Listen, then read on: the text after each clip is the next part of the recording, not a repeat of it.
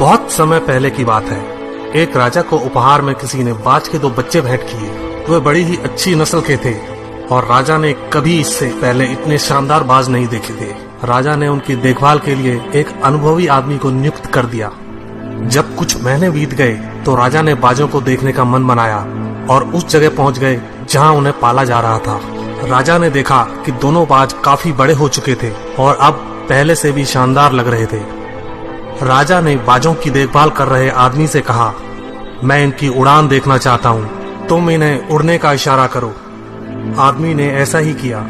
इशारा मिलते ही दोनों बाज उड़ान भरने लगी, पर जहाँ एक बाज आसमान की ऊंचाइयों को छू रहा था, वहीं दूसरा कुछ ऊपर जाकर उसी डाल पर आकर बैठ गया जिससे वो उड़ा था। ये देख राजा को कुछ अजीब लगा। क्या बात है, जहाँ एक बाज इतनी अच्छी उड़ान भर रहा है, वहीं ये दूसरा बाज उड़ना ही नहीं चाह रहा।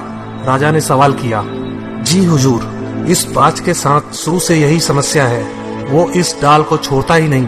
राजा को दोनों ही बाज प्रिय थे और वो दूसरे बाज को भी उसी तरह उड़ना देखना चाहते थे। अगले दिन पूरे राज्य में ऐलान कर दिया गया, जो व्यक्ति इस बाज को ऊंचा उड़ाने में कामयाब होगा उसे ढेरों इनाम दिया जाएगा।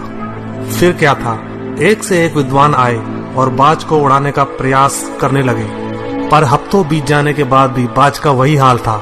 वो थोड़ा सा उड़ता और वापस उसी डाल पर आकर बैठ जाता। फिर एक दिन कुछ अनोखा हुआ।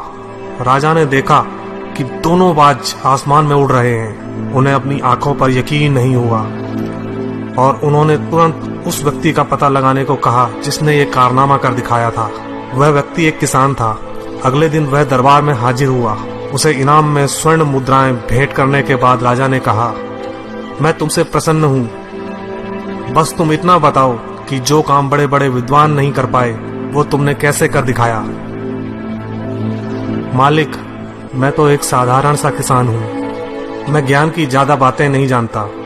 मैंने तो बस वो डाल काट दी जिस पर बैठने का बाज आदी हो चुका था, और जब वो डाल ही नहीं रही तो वो भी अपने साथी के साथ ऊपर उड़ने लगा।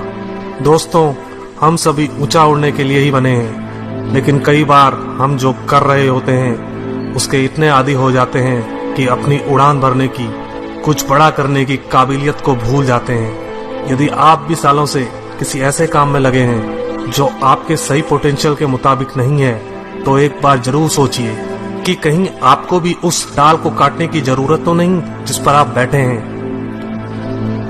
धन्यवाद दोस्तों। अगर यह कहानी पसंद आई तो प्लीज सब्सक्राइब करें, लाइक करें, शेयर करें और कमेंट करें। Thank you once again.